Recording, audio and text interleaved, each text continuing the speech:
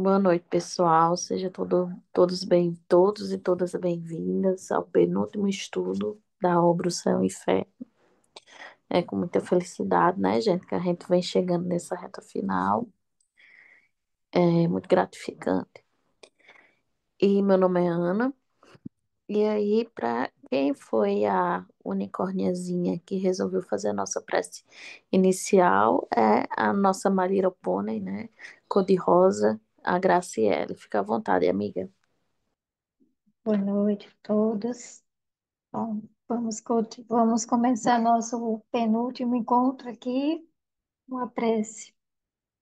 Vamos harmonizar nosso coração, nosso pensar, nosso sentir, nos conectando ao alto, pedindo as bênçãos de Jesus, para que através dos seus intercessores auxiliem mais esse estudo e nos beneficiem com sua luz do entendimento, do bom compreender, do desejo sincero de praticar, internalizar cada ensinamento que hoje será partilhado mais uma vez.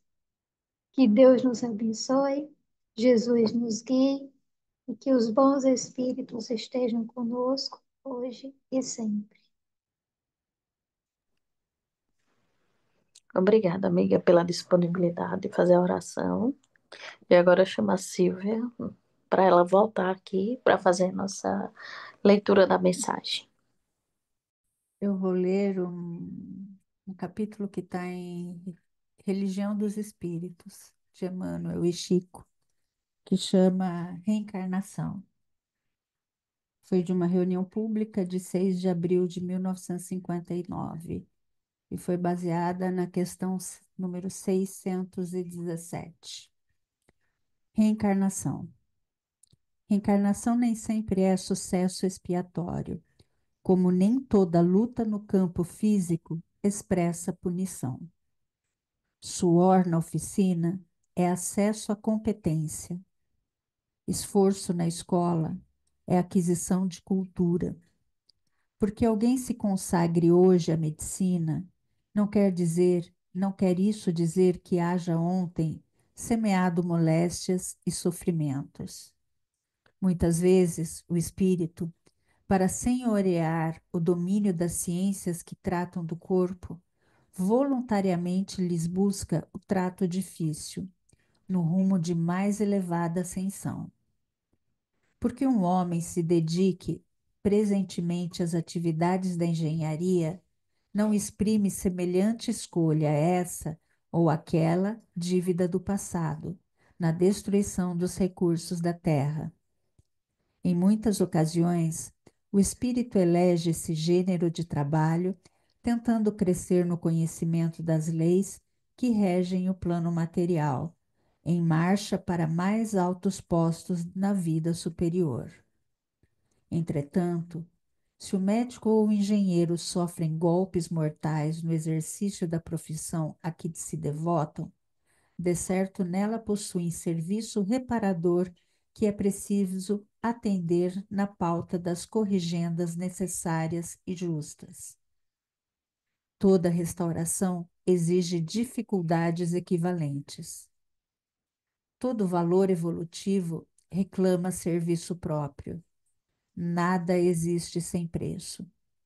Por esse motivo, se as paixões gritam jungidas aos flagelos que lhes extinguem a sombra, as tarefas sublimes fulgem ligadas às renúncias, às renunciações que lhes acendem a luz. À vista disso, não te habitues a medir as dores alheias pelo critério de expiação, porque quase sempre almas heróicas que suportam o fogo constante das grandes dores morais, no sacrifício do lar ou nas lutas do povo, apenas obedecem aos impulsos do bem excelso, a fim de que a negação do homem seja bafejada pela esperança de Deus. Recorda que, se fosses arrebatado ao céu, não tolerarias o gozo estanque, sabendo que os teus filhos se agitam no torvelinho infernal. De imediato, solicitarias a descida aos tormentos da treva para ajudá-los na travessia da angústia. Lembra-te disso e, e compreenderás, por fim, a grandeza do Cristo, que sem débito algum condicionou-se às nossas deficiências, aceitando para ajudar-nos a cruz dos ladrões, para que todos consigamos, na glória de seu amor, soerguer-nos da morte, no erro, a bênção da vida eterna. Emmanuel. Obrigada, Silvia. Uma mensagem bem propícia para a noite de hoje. Já que iremos dar continuidade ao capítulo 8 das expiações terrestres. Agora eu vou chamar a Ellen para fazer o diálogo, né, sobre o Marcel. Eu acho que é Marcel, né? Eu li assim, Marcel, o menino do número 4. Fica à vontade, Ellen. Boa noite, amados. Eu também li assim, Marcel, isso mesmo.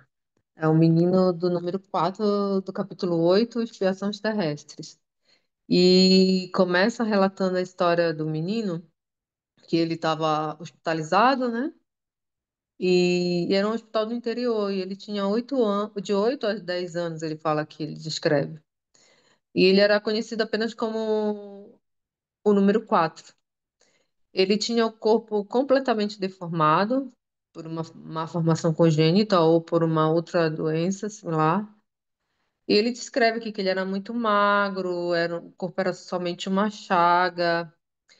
Ele pertencia a uma pobre família israelita e a situação dele já durava uns 4 anos vivendo essa problemática.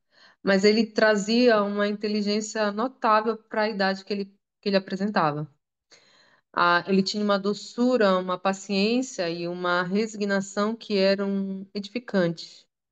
Havia um médico da ala onde o menino se encontrava que nutriu por ele uma grande compaixão, pois poucas eram as pessoas, os parentes, que vinham visitá-lo, e esse médico se interessou muito pelo caso dele.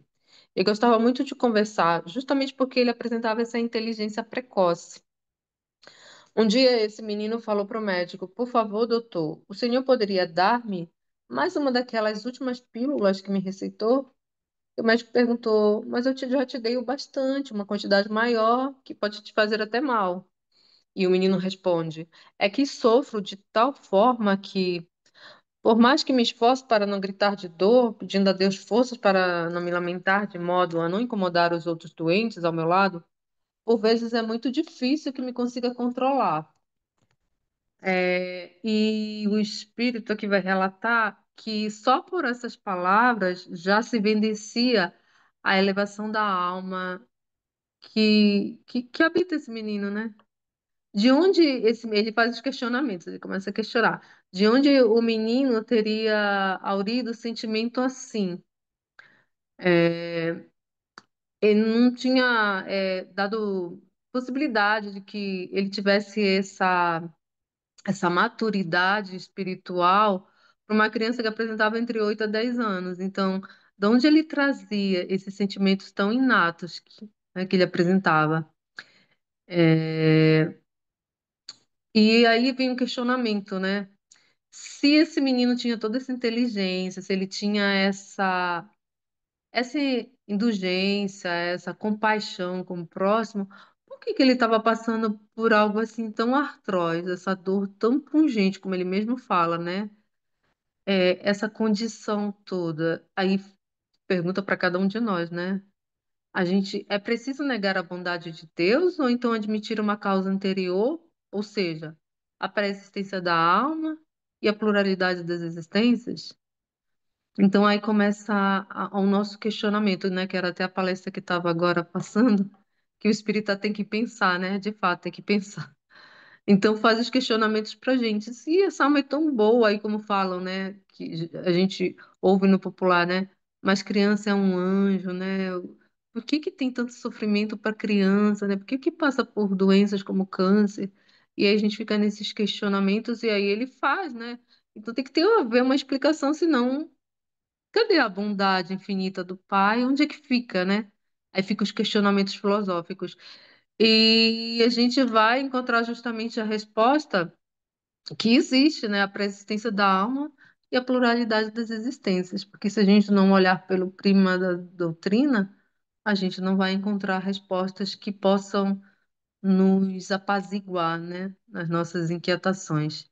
E quando esse menino ele morre, os últimos pensamentos dele foram a Deus e no médico que cuidou dele com toda essa compaixão, com toda essa dedicação e amor. Então, passa um tempo, em 1863, ele foi evocado na Sociedade Espírita de Paris. E ele fala, né, que ele pede que a voz dele se estenda além dos recintos para atingir todos os corações, cuja solidão ouvirá o eco que falará ressoar a minha voz. E há de lembrá-los que a agonia na terra prepara as alegrias no céu. E que o sofrimento não é nada mais que a casca amarga de um fruto saboroso que proporciona coragem e resignação. Então ele vem falar, né, que não existe dor que não se possa suportar com a ajuda do Pai, que ele chama de Todo-Poderoso aqui, né, e dos bons espíritos. Minha voz dirá ainda que escutem as lamentações misturando-se às preces, para assim compreender a harmonia piedosa, tão diferente das inflexões culposas do lamento julgido à blasfêmia. Porque ele fala, como diz no Evangelho, né? Poucos são aqueles que sabem sofrer e que veem na dor, na prova, não como um mal gratuito, mas sim um grande ensinamento, né? Como foi a mensagem que foi lida agora pela Silvia, né? A gente não se prender à aparência do externo, só se limitar esse olhar momentâneo, esse olhar do que vê só o que está sendo apresentado. Não, tem mais coisas por trás, né? A gente perceber que existe um Deus justo e que existe uma razão para essa dor toda, né? Então ele fala que a voz dele possa ser um bálsamo para aqueles que passam, que estão vivenciando algo similar, ou uma dor, as dores da alma, né? É, vem aqui, deixa eu ver, cadê? Aí o espírito, né, pergunta para ele, pelo que acaba de dizer, parece-me que os seus sofrimentos não constituíam uma expiação de faltas anteriores. Ele vai relatar que não era uma expiação direta, mas asseguro-vos que toda dor tem uma causa justa. E aí é quando ele vai relatar a reencarnação dele passada, em que ele era belo, importante, influente, né? Ele era rico, ele era muito adulado e ele tinha várias pessoas, serviçais, né? Pessoas que estavam à mercê dele, né? Trabalhando para ele. E ele foi muito fútil e egoísta. E ele não acreditava em Deus, né? Ele renegava Deus e ele fez muito mal ao próximo dele. Então ele fala que espiei cruelmente, no entanto, primeiramente no mundo espiritual e a seguir na terra. Mas ele também se arrepende, né? Vem a questão do arrependimento, que a gente toma consciência dos nossos atos.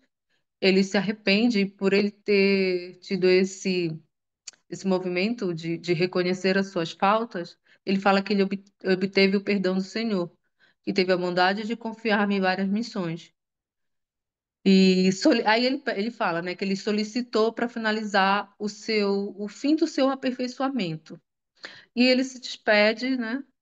E ele fala que a missão dele é a de consolar e não a de instruir. Aí vem a instrução da Guia do Médio, que é o Santo Agostinho falando sobre o relato do caso do Marcel, né, desse pequeno menino. É, pobre pequeno ser sofredor, frágil, ulceroso e disforme. Quanto de seus gemidos foram ouvidos nesse asilo de miséria e lágrimas? E apesar da pouca idade, como era resignado? E como sua alma já compreendia o objetivo do sofrimento? E, e como ele orava por aqueles que, ao contrário dele, não tinham a coragem de suportar o próprio sofrimento? Então a gente vê aí, mais uma vez, a indulgência dele, a compaixão também que ele nutria pelas pessoas que estavam ali que não tinham essa mesma compreensão, esse mesmo entendimento, né? Eu olhei lá no Evangelho porque eu lembrei aqui da parte do Evangelho que está no capítulo 9 que ele fala que a obediência é o consentimento da razão e a resignação é o consentimento do coração, né? Então ele trazia já como bagagem espiritual dele, apesar da reencarnação dele, que ele fala aqui que ele teve todo o poder, né, a beleza, tudo favorável a ele, mas que ele foi egoísta, que ele foi fútil. Agora ele fez um quadro totalmente reverso, né, de mudar ao redor dele, e dessa vez ele veio mais desperto, porque quando a gente passa pelo arrependimento, que a gente faz a análise, a gente faz realmente um balancete, né, que ele fala até que ele percebeu tanto no plano espiritual, a primeira dor, né, de perceber a sua condição, o tempo perdido, como a gente vê dos relatos dos espíritos, e depois essa consciência que vem desperta do arrependimento e que vem a reparação. Então ele teve a oportunidade e que bom que ele pôde abraçar essa oportunidade, né? Eu acho que esses casos agora eles tocam a gente profundamente, porque eles são, não que os outros não tivessem tocado também, mas parece assim que tem mais alma envolvida, mais coração, esse despertar do espírito. Eu não sei para vocês, mas para mim parece que eles têm um teor a mais de conseguir te tocar mais profundamente. É como se a emoção deles se misturasse com a nossa, ou pelo que a gente também já traz de bagagem, embora a gente às vezes não lembre vivamente, né, do que a gente já passou, mas no fundo a gente traz as impressões gravadas. Então, quando a gente vê um relato desse, a gente se identifica porque lá nas nossas reminiscências a gente encontra similaridades, né? Então ele aproveita e ele diz aqui que ele agradece ao Pai, né? Glória a vós, meu Deus, Todo-Poderoso, vós que me deste por missão ensinar a sofrer. Hoje o espírito do pobre menino retomou as proporções. E ele fala, né, que ele diz a todos: esperança, coragem, liberto de toda a matéria e de toda a mácula, ele está perto de vós. Os que me viam deparavam-me como um menino que se queixava, que não se queixava, né? Que não se queixava, nele, aurindo a calma para enfrentar os próprios males. Seus corações revigoravam-se assim na sua doce confiança em Deus. Eis o objetivo da minha curta passagem na Terra. Então, ou seja, se ele, que era um menino de 8 a 10 anos, ele se esforçava para não gritar, para não incomodar o alheio, as pessoas que estavam ao lado dele, mas ele só é uma criança, ele está conseguindo se manter com calma, com serenidade, apesar da dor atroz que ele carrega com ele, porque eu, enquanto adulto, as pessoas que tivessem mais idade, que estavam ali próximo a ele, né, vendo a questão dele, do corpo franzino, aquela inteligência ali naquele corpo, é, encontrar nele realmente a calma para passar pela prova. E também foi uma coisa, quando eu estava lendo esse relato, eu pensei em cada um de nós mesmo, como a nossa postura e a nossa vivência, ela tem esse poder também da gente ser um espelho para o nosso próximo, para quem nos olha e diz assim, pô, mas como é que essa pessoa dá conta? Ela tem isso e aquilo, e apesar de estar vivendo essas situações, essas vicissitudes, ela ainda consegue se manter firme, ainda consegue sorrir, porque por muito menos tem gente que, pelas dificuldades que se apresentam na vida, deixou a alma endurecer, perdeu o brilho do olhar, perdeu o brilho por viver, acha que é o fim do caminho, que não tem mais saída. E não, ele vem dizer para a gente, olha, tem esperança, tem confiança, é coragem, né? A coragem do espírito, não da matéria. Ou seja, eu digo muito que, como os filósofos falam, e até a medicina fala, né? Que tá tudo na mente. A tua mente ela é poderosíssima. Isso, então, se você não sabe, ainda mais a gente que tem essa consciência da doutrina espírita, da gente saber que a gente não é só essa matéria. Então, a gente comanda esse corpo, ainda que esse corpo, às vezes, como o dele, esteja apresentando fragilidade. A nossa própria amiga Grace é um verdadeiro exemplo, né? Que pelos médicos já estão estudando porque não conseguem explicar. Mas o que é? Porque o espírito está acima dessa matéria. Então, o caso dele realmente vem incentivar a coragem, vem incentivar a esperança e vem dizer que para cada um de nós a gente também pode ser esse exemplo para muitas pessoas que estão ao nosso redor, né? Eu já estou extrapolando o tempo, desculpa. É somente. Obrigada. Obrigada, Ellen. Quero chamar agora a Gisele para falar sobre a pena de talião. Boa noite a todos. Estão me ouvindo bem? Sim, Então vamos lá. É, o caso que eu vou trazer hoje, como a Ana falou, trata desse termo, né, da pena de talião, que é o chamado olho por olho, dente por dente, né? E o caso é do senhor Antônio B., que ele era um escritor muito famoso, muito estimado, e também exerceu cargos públicos numa região da Itália que chama Lombardia. E quando foi por volta de 1850, ele sofreu um ataque de apoplexia, que hoje a gente chama de derrame ou um AVC, né?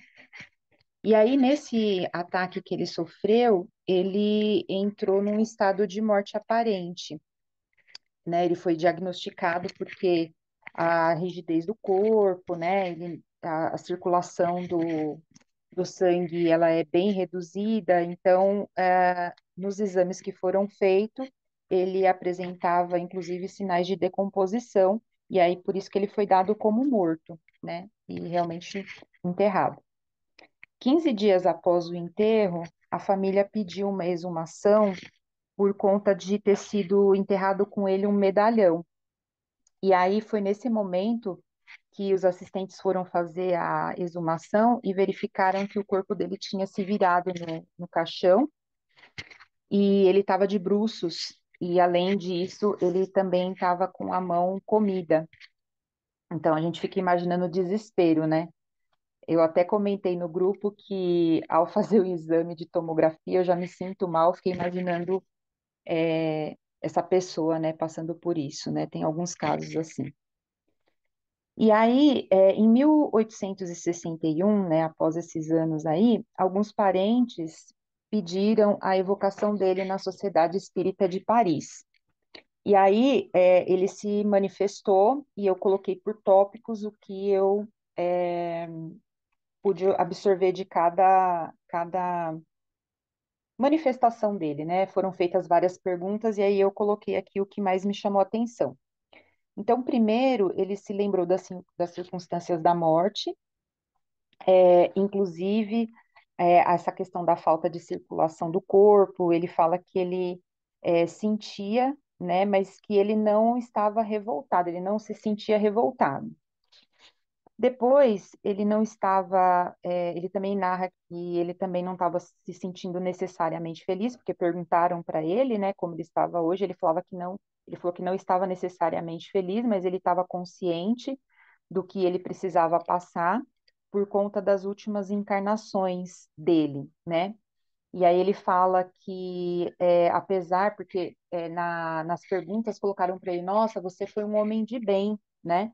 E como um homem de bem, por que que você está passando por essa situação, né? E aí ele fala que apesar de ele ter sido um homem de bem na última encarnação, nas outras não era bem assim, né? Então começa a dar a ideia que a gente tem das múltiplas encarnações.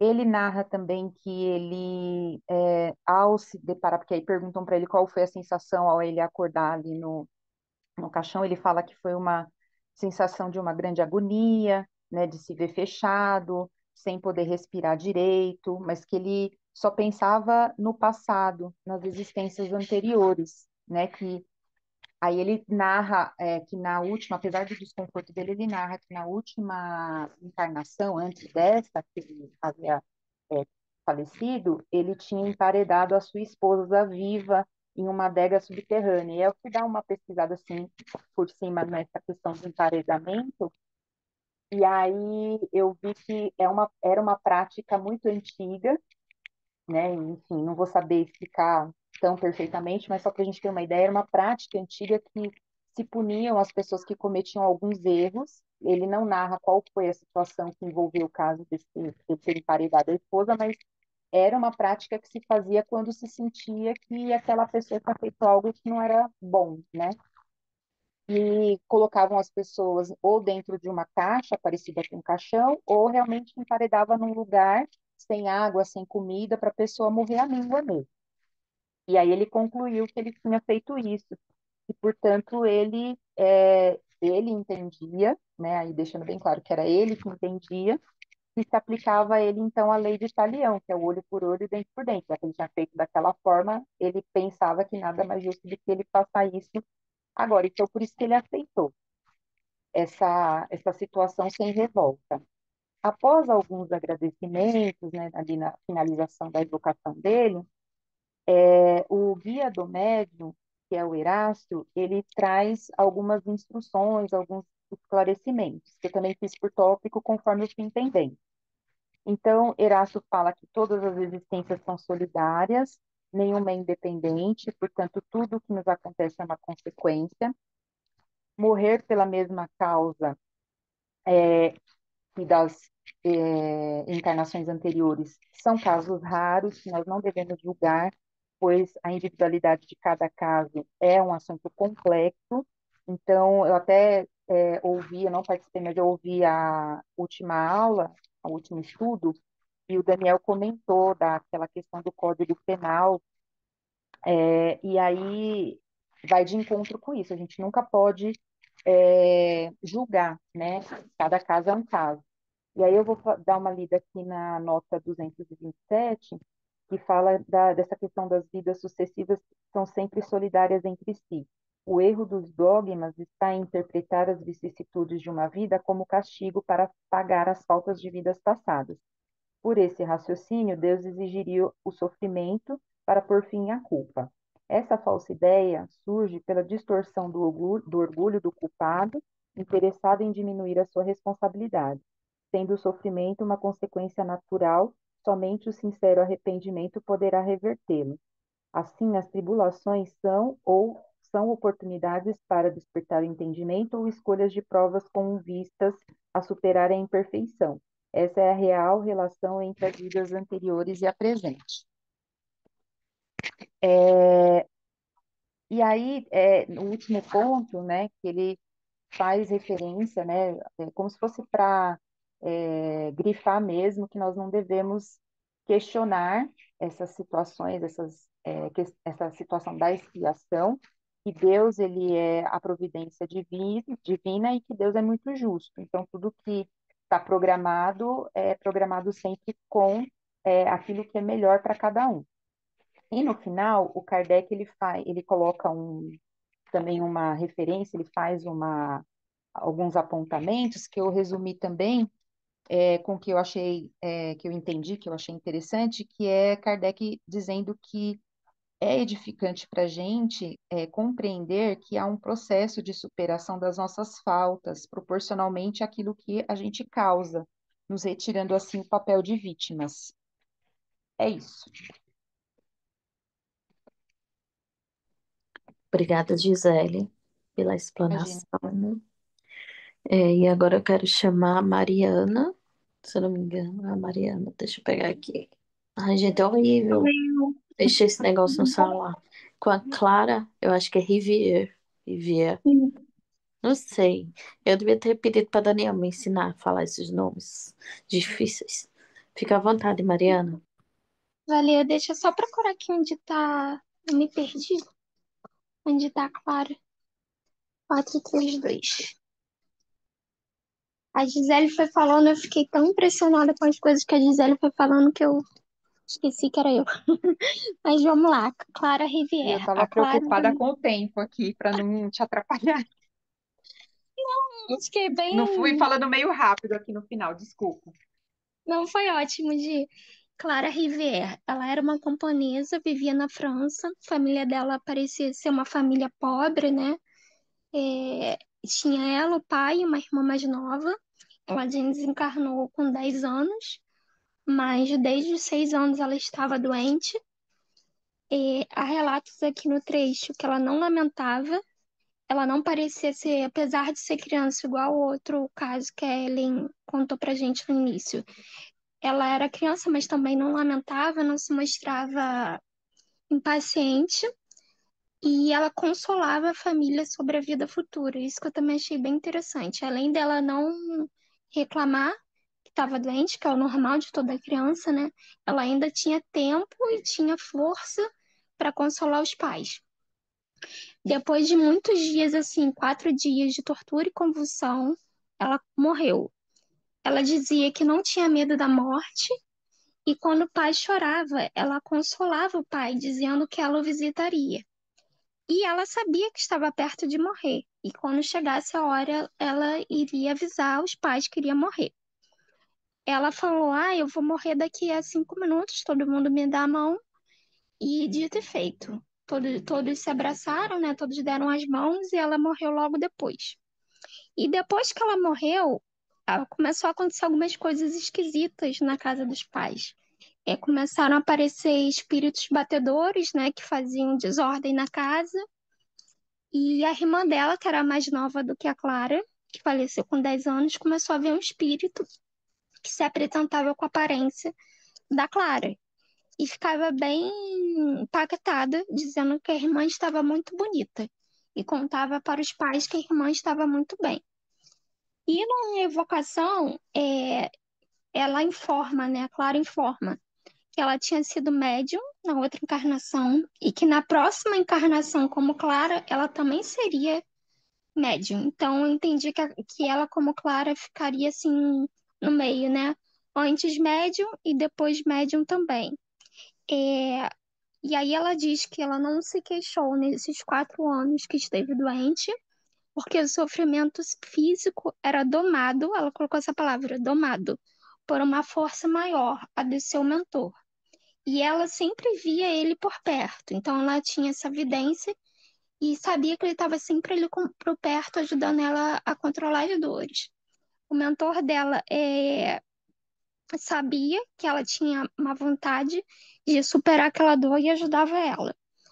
O mentor também avisou que ela iria falecer com antecedência, por isso que ela comunicou à família que iria morrer e logo depois, alguns minutos depois, ela morreu de fato. E perguntam por que aconteceu tantos transtornos na casa que ela morava assim que ela faleceu. Porque não faz sentido ela dizer que amava muito seus pais e logo depois ter essa desordem na casa, batidas, e ela responde que, na verdade, aquilo era uma missão que ela tinha a cumprir, que ela não fazia essas batidas, esses sons na casa, quem fazia eram outros espíritos, mas esses espíritos que faziam essas batidas era uma ajuda que ele estava dando a Clara, porque ela precisava dizer, mostrar para os pais que a vida continuava. Então, além desses espíritos baterem, fazerem agitação na casa, para demonstrar que a vida continua, ela aparecia. A irmã dela realmente via ela, não era um espírito que estava com a aparência dela, era de fato a Clara, para poder mostrar à irmã que ela estava viva e a irmã contar aos pais. E isso também ajudaria a irmã a começar a desenvolver a clarividência. Ela passaria a visitar a irmã sempre que possível, para a irmã ver que a vida não cessaria e confortar um pouco os pais. Deixa eu ver aqui o que mais que a gente tem para falar. Ela fala que ela estava doente nessa vida, como Clara, porque abusou da saúde na vida anterior. Era orgulhosa e tinha boa posição. E dizia que uma coisa que, assim, que eu notei também, que eu achei muito legal, ela falou não bastava orar. Para fazer a caridade, era preciso também botar a mão na massa, né? Que na verdade quer ser espírita não é só orar com a boca, é você praticar a caridade de outras formas também. Aí eu gostei bastante do relato dela, foi bem parecido com o relato da Ellie. E é interessante ver como é que às vezes uma criança tem um espírito tão forte, né? Eu, se tivesse na posição dela, não sei se eu teria a mesma atitude. É isso. Obrigada, Mari, pela sua colaboração. Estávamos duvidando não, conversando no chat, se foi sua primeira explanação, porque a gente lembra que você fez uma dobradinha com o Caio. Foi, Ah, então foi. você Dessa vez tô sozinha. arrasou! Arrasou! Parabéns! Obrigada. Ihu. E agora eu chamo. Ai, meu Deus, socorro! Não, não Silvia, fala, vou te chamar. A Priscila para explanar sobre Anna Bitter, sei lá. Eu conheço só o mundo Falei Bitter. Biter, Bitter, tá bom. Só conheço o mundo mas não é Bitter ultimamente. Biter. Eu portuguesei, brasileirei o nome da moça, Tá, tudo certo. mas deve ser Bitter mesmo. É, não sei. Então, gente, pena, né? Depois desse caso tão fofinho, né? Que a Mari leu, já achei também um pouquinho mais. Não é pesado, mas vamos lá, né? Na verdade, quando começa falando aqui, né? A primeira frase já me marcou muito, né? Quando coloca: sofrer a perda de um filho adorado é uma dor cruel. É seu único filho, né? Motivo de belas esperanças, não sei o que, perder a vida, como que foi sofrido. E, a princípio, eu até pensei, né, que fosse a própria Ana comentando, mas logo no segundo parágrafo já começa contando mesmo que essa era a situação do pai da Ana Bitterro, que perdeu, né, a filha ainda criança e ele viveu um luto de uma forma muito difícil, foi muito pesado para ele.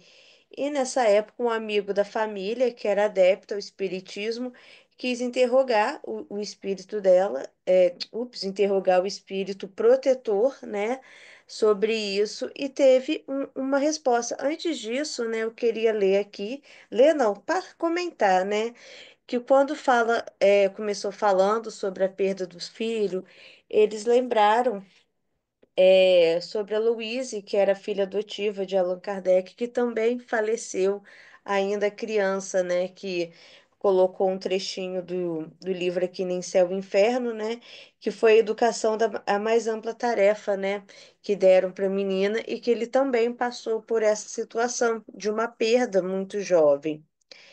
E dando prosseguimento aqui, quando o espírito protetor apareceu, foi convocado, eu achei interessante porque ele começa falando, mais uma vez, porque me lembrou o último relato que eu li, que ele escolheu sim, aceitou participar.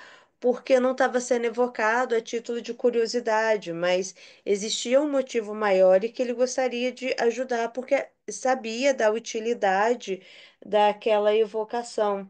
E falou que não, que estava tudo bem, que com a criança, né, que a Ana regressaria em breve, porém, o pai ainda teria muito problema, que ele sofreria ainda uma punição.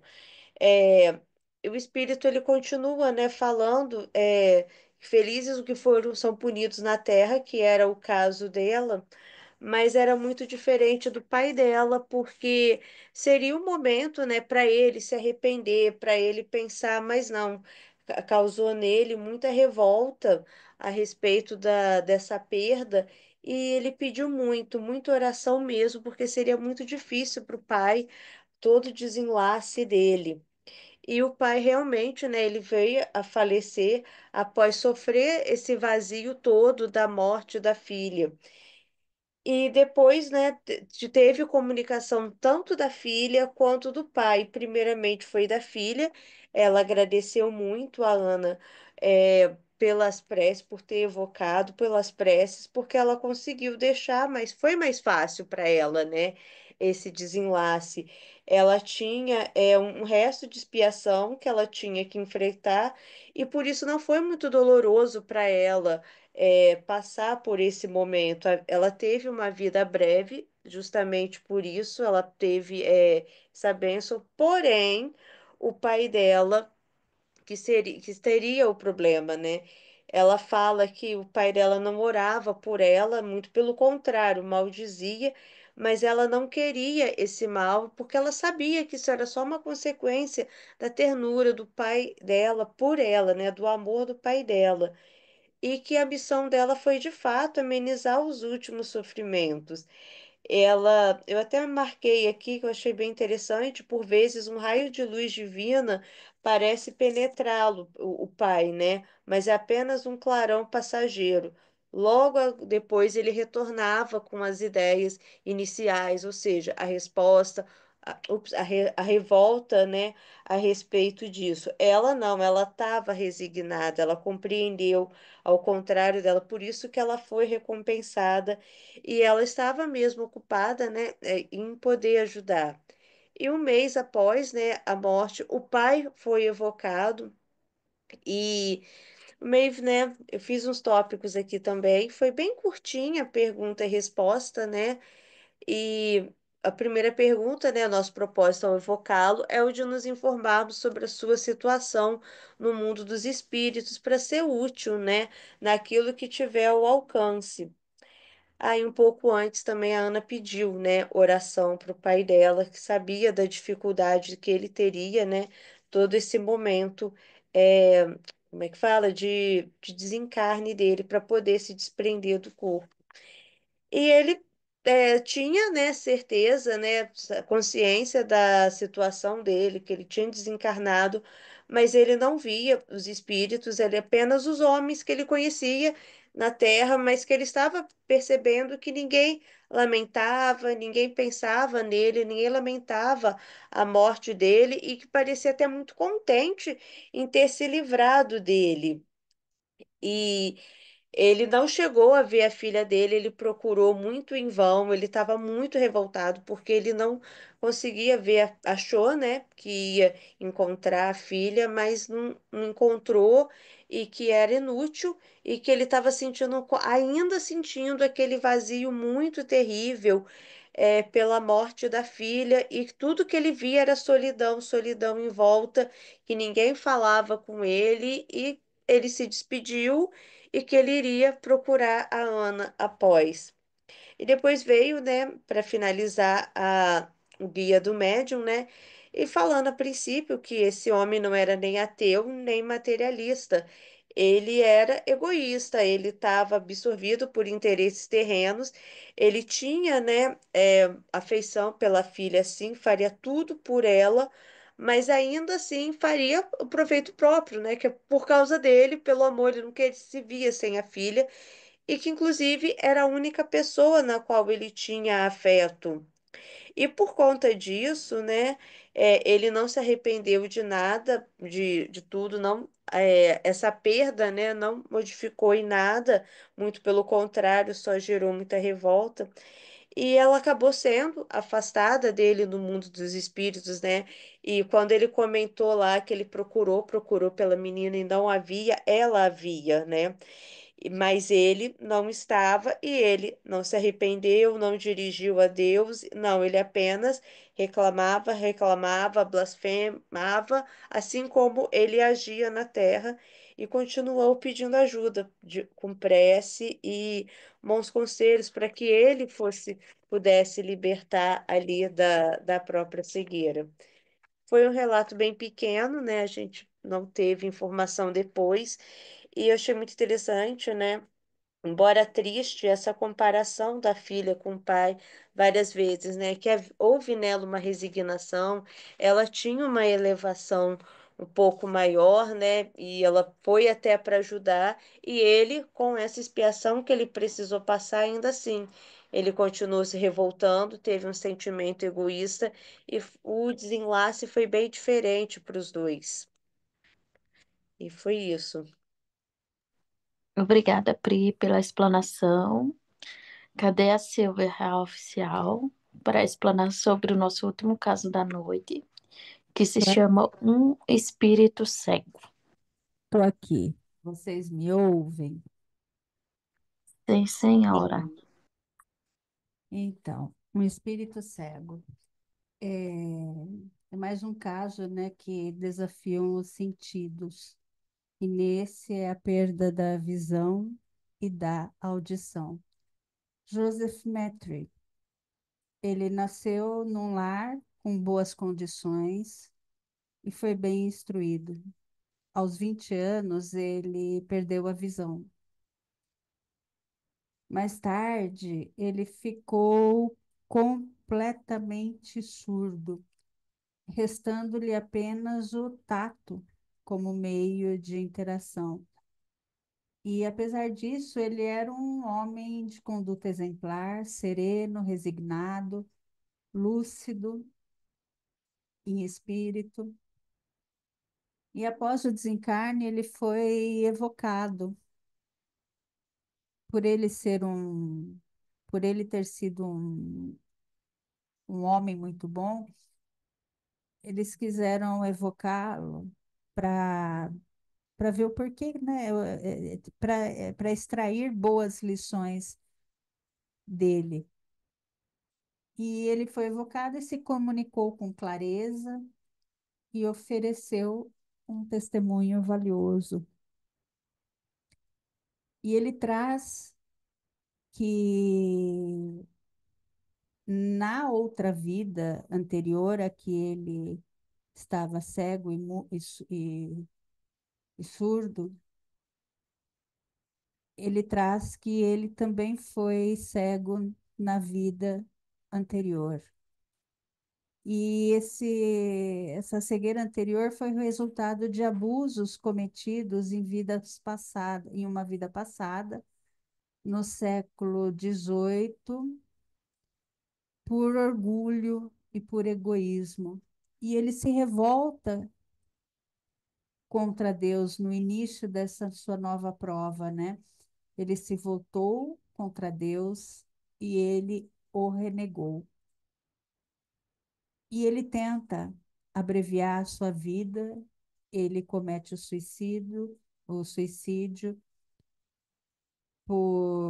pela dor e pelo desespero. E após a morte dele, ele continuou cego espiritualmente. Ele continuou mergulhado no mesmo sofrimento moral, que ele tinha essa revolta contra Deus. E o despertar dele, ele compreendeu a sua condição e foi tocado por uma força superior e reconheceu a sua culpa. E esse arrependimento trouxe uma nova esperança. Ele viu luz e espíritos superiores, espíritos celestes, mas foi impedido de segui-los até que ele pudesse provar a sua transformação. E ele tem uma nova encarnação. Ele aceita retornar à Terra como uma expiação voluntária. Ele vem com uma fé inata e ele não mais se revolta contra Deus. E ele vê que essa missão dele, ele queria que servisse como exemplo, né? Ele deixa que o seu relato ajude outros a evitarem os mesmos erros dele. A gente vê que o espírito ele viveu a ilusão da revolta contra Deus, contra a própria condição, e esse castigo foi a consequência natural de sua atitude interior, né? A cegueira, ela era uma expiação, mas também uma oportunidade de crescimento. E a gente pensa, né, para pensar e ver que as provações físicas podem ser caminhos de redenção e progresso, quando elas são aceitas com fé, com resignação. E a gente pensa, né, como que a gente lida com as nossas limitações físicas, emocionais. Esse exemplo de Joseph, que ele volta com uma fé ativa, ele já vem com uma resignação ativa, ele vem já aceitando a sua condição. E é aceitar para transformação, para transformar, né? É diferente do que você aceitar, mas ficar estagnado, né? Então, assim como Joseph retornou, reencontrou a luz após mergulhar nas trevas da revolta e do egoísmo, que a gente também possa transformar nossas dores em degraus de ascensão, né? E a luz da fé, da confiança na justiça de Deus é sempre o clarão a nos guiar e recomeçar, né? Então, acho que é isso, né? O sofrimento, ele pode ser resultado de nossas escolhas anteriores, mas mesmo na dor extrema, a chance da gente recomeçar, da gente despertar e recomeçar. E quantos hoje não estão cegos espiritualmente pela revolta, pelo orgulho, pela vaidade? Então, essa história inspira a gente a aceitar as provas com fé e enxergando sempre nelas uma oportunidade de progresso. E que a dor não é um castigo, é um tratamento da alma. Acho que é isso. Obrigada, Silvia. Bem, gente, todos os casos foram explanados, né? E a gente, desde que começou a estudar os casos, a gente pode refletir, ainda vai refletir nos últimos do próximo encontro, do quanto a essa solidariedade intervidas, né, entre as existências, elas acontecem. Não essa solidariedade do próprio espírito consigo mesmo, buscando a sua evolução, seu aperfeiçoamento, mas também de uns com os outros. E é muito interessante ver essa questão da ação e reação, das leis morais aplicadas, né, nos casos, do quanto a pluralidade das experiências existem. E isso deve nortear para a gente nunca julgar. Como a gente viu semana passada, o caso que a própria Silvia trouxe para a gente do deficiente mental, os casos de hoje do menino, né, que também era um deficiente físico, e da Clara, da Ana, filhos, né, consolando seus pais, como a gente já viu também nos suicidas, né, aquele filho tentando consolar a mãe. Então, não é porque são pais que não irão sofrer mais que os filhos, né? Que geralmente a gente vê os pais como alguém assim muito amaduro, muito amadurecido, muito ciente, pé no chão, e às vezes acontece de serem os filhos que vão colocar os pais no colo, que vão acalentar, que vão consolar, que vão se preocupar lá no plano espiritual sobre a sorte que eles estão, que é muito comum a gente ver, né? Os corres serem das mães, principalmente das mães no plano espiritual, mas há muitos filhos também correndo lá pelos seus pais, preocupados por eles. Então, que a gente aprenda constantemente.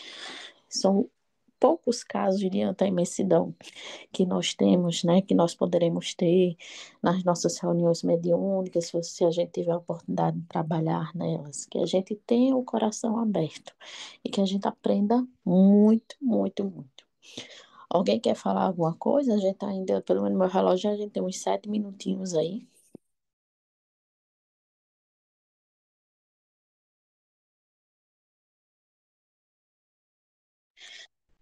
Eu, como profissional assim, da área da saúde, eu trabalho na parte da neonatologia e às vezes a gente vê aqueles bebezinhos que chegam ali, sabe, acerta o gol, consegue nascer, mas infelizmente culmina no óbito. E às vezes a gente pode muito refletir, né? Mas qual é a necessidade? Por que que Deus traz, né? Esses serzinhos nascem, choram, mas não vivem, não conseguem sobreviver, né? Então, a gente pode aprender muito aonde a gente estiver. Quem que ia falar? Oi, Ana, é a Manu. É, sobre o relato que a Silvia tratou na semana passada, né, falando sobre a questão do espírito que apresentava, né, uma deficiência e relatando como foi a existência dele, né? É, eu trabalhei, né, na parte de educação inclusiva na prefeitura onde eu atuo. E realmente a gente observa, né, a gente, na verdade, não observa só, mas no nosso caso, que somos médiums, a gente também sente muitas coisas. E isso é interessante porque foi um caso, né, que eu também li e acabei compreendendo mais, porque a gente quase não vê muito esses relatos assim dentro das obras, né? Pelo menos eu não tive muito acesso a isso. O espírito, quando ele encarna, seja em qualquer condição que ele se apresente, ele tem aquele objetivo. E quem está ali ao redor dele também acaba que é necessário estar ali.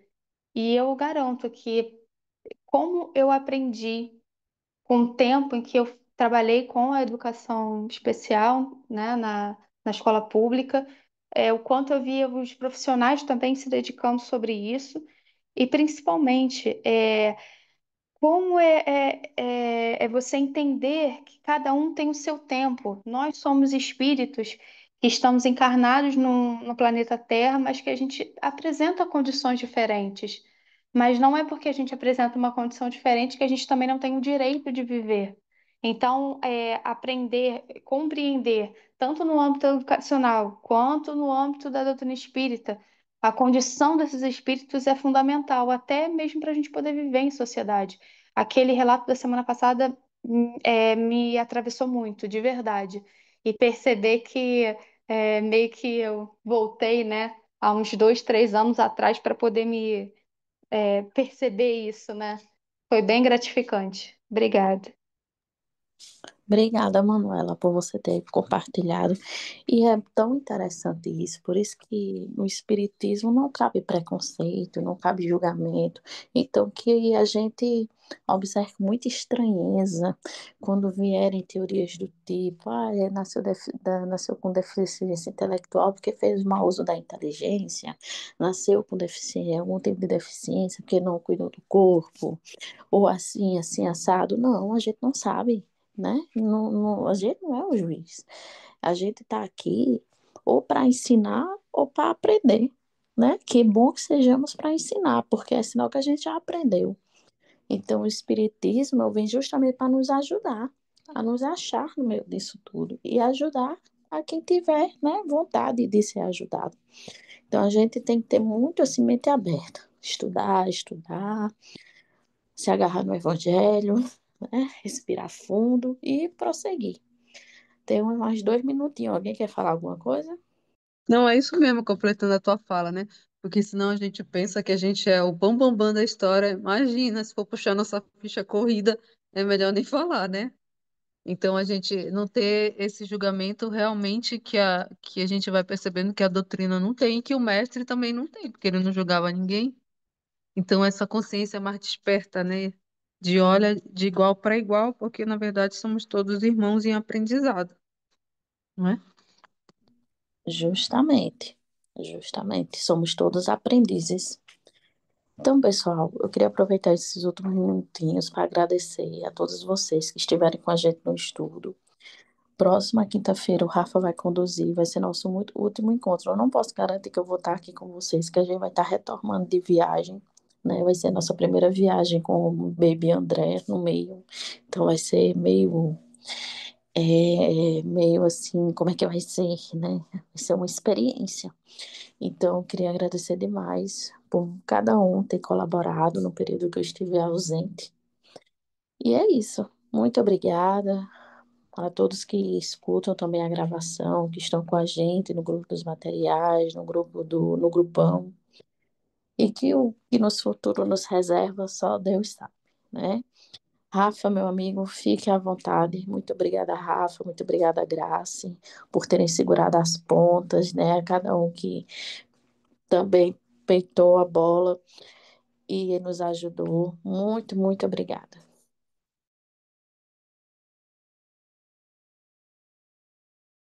Ah, gratidão a Silvia também, né, gente? Gente, eu não vou dizer nomes, né? Mas todos os envolvidos sabem.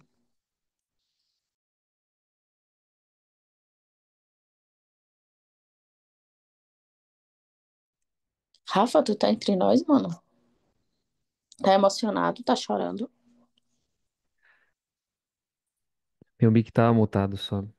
Ah, pra mim tu tava chorando. Não, o Eu não pior é que eu fiz. tô falando que nem um bobo aqui. Ah, tá. Então fica aí à vontade. Tá bom. Boa viagem, Aninha. E espero todo mundo aí na semana que vem pra gente finalizar esse incrível livro. E vamos para o nosso encerramento, para nossa prece. Então convido a todos os presentes a fecharem os seus olhos, que possamos nesse momento fazer uma conexão junto com toda a espiritualidade que nos assiste na noite de hoje, que tem nos assistido em todos os encontros, nos acompanhando a cada leitura, a cada estudo, a cada interpretação, nos dando luz a novos conhecimentos, a novos sentimentos, que possamos continuar absorvendo todos os ensinamentos trazidos não só nessa obra, mas também em todas aquelas que venhamos a estudar ao longo de nossa vida. Gratos à espiritualidade, gratos a Kardec, gratos a Jesus, pedimos ao Pai que abençoe a nossa noite e a nossa semana até a próxima segunda-feira. Que assim seja. Obrigada, Rafa. Obrigada a todos. Um beijo. Boa noite,